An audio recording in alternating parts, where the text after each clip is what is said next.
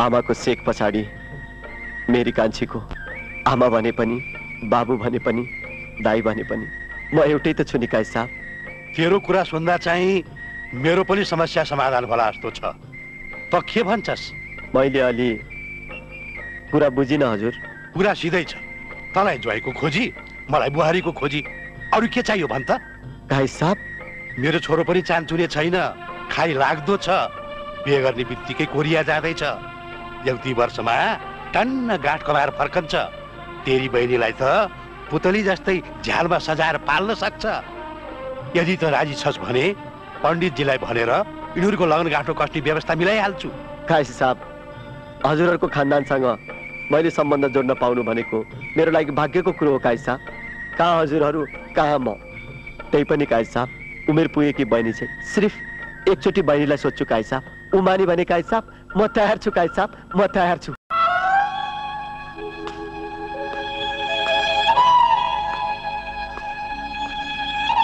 कान्छी, ए कान्छी, के भयो तँलाई?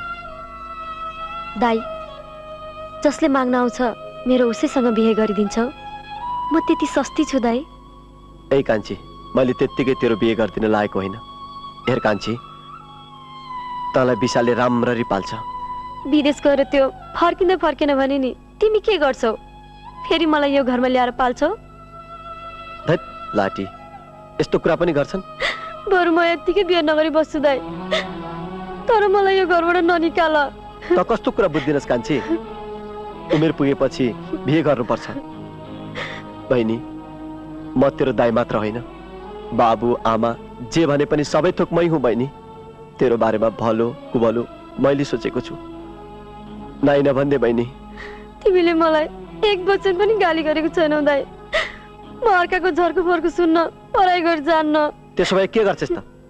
बिहे नगरिकन बुढी कन्या भएर ए घरमा बस्छस्? बस्छु त के? त्यसो भए जे मन लाग्छ त्यही गर्छ। यसो भन्दा पनि हुँदैन, उसो भन्दा पनि हुँदैन। आखिर गल्ती त मेरै त हो नि। बहिनी भनेर यतिका माया गरे, टाउकोमा टेकी अहिले मलाई त पटक्कै टेर्दै टेर्दिन। सानैमा बाउआमा बिते, मैले मात्र के गर्नु? ह जे गर्दा पनि हुँदैन। तिमीलाई हल्का हुन्छ भने मेरो बिहे गरिदेऊ दाइ, तर तिमी यसरी नरिसाऊ। तिमीले भन्छौ भने म भिख पनि खाइदिन्छु।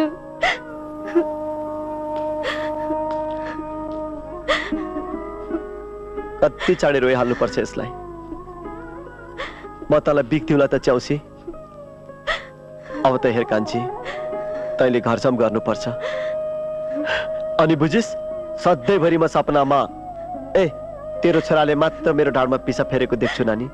अहिले होइन, तेरो बिहे 4-5 दिन पछि मात्र हो। मार्दिन्छु अनि। मंगलम भगवान विष्णु मंगलम गरुण ध्वज मंगलम पुंडरीकाक्ष मंगलायं तनहरि। अरे मुरारी,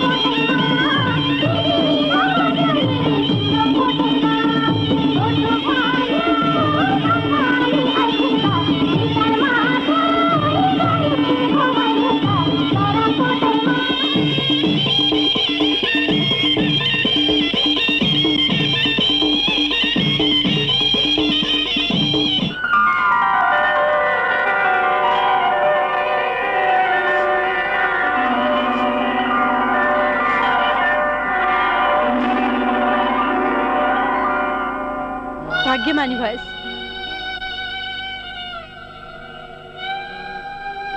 नजा भन्दा मानिनस्, पैसा कमाउनु पर्छ भन्छस्। बाबु आफ्नो जिउको ख्याल आफै राखेस्। वहाँ पुग्न साथ चिठी चाहिँ पठाइहाल्नु। अब हाम्रो पनि बातमा कति छ र, चाँडै फर्किनु। कान्छी किन रोएकी? तपाईँलाई बा आमा दाइ र सबै गाउँका मान्छेहरूले विदेश जानु ठिक छैन भन्दा भन्दै किन पैसाको लागि सबैलाई माया मारेर जाँदै हुनुहुन्छ? दैट लाटी, मैले तिमीलाई सधैँको लागि छोडेर जान लागेको हो र? आफ्नो जिन्दगीको बारेमा पनि त सोच्नु पर्यो नि, होइन र? हेर कान्छी, जाने मान्छेलाई यसरी रोएर होइन, हाँसेर बिदा गर्नुपर्छ। उता पुगेपछि छ नि बस्ने व्यवस्था मिलाएर म तिमीलाई लिन आउला। हो कान्छी? दाइ, कान्छी यो घरमा नयाँ छे, तपाईँ समय समयमा आएर उसको ख्याल गरिदिनु होला। म जति सक्दो चाँडो फर्किन्छु दाइ। जय साहब, मेरो बिन्ती छ हजुरलाई, जति सक्दो चाँडै आउनु है। मेरी कान्छी सानी छे है जय साहब।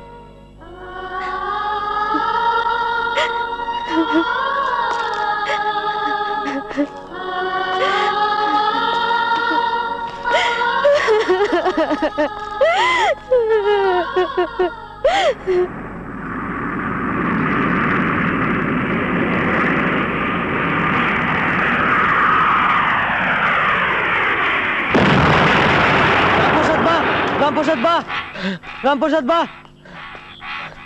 के भयो बिर्खे? तपाईँले आज रेडियो सुन्नुभयो? मैले त सुनिनँ। बिर्खे किन नबोलेको त?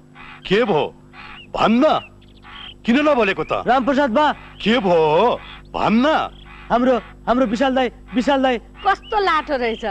विशाल त पैसा कमाउन विदेश गइसक्यो, थाहा छैन तँलाई? रामप्रसाद बा, यता आउनुहोस् त। हाम्रो विशाल दाई चढेर गएको प्लेन त आकाशमै आगो लागेछ।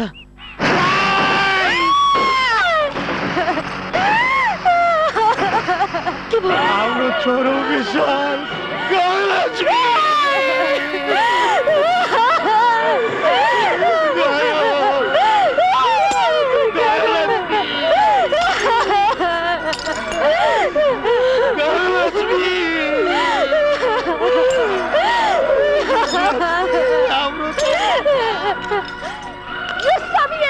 गर्दा भएको यारी घरमा आउँदा लक्ष्मी लिएर आउँछ भन्छन्, तर त त बक्सी रहेछ बक्सी।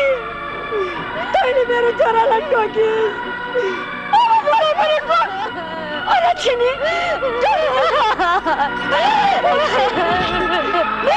क्यारे लक्ष्मी, तैँले पैसा कुरा टाल्न सक्छ? मेरो घरमा कहिल्यै नभएको कुरो यो आएपछि किन भयो त? यसले मेरो छोरालाई ठोकी, अब सबैलाई ठोक। मलाई पनि मार। जङ्गे दाई विशाल बाबु गएको प्लेन पड्केर विशाल बाबु मर्नु भएछ।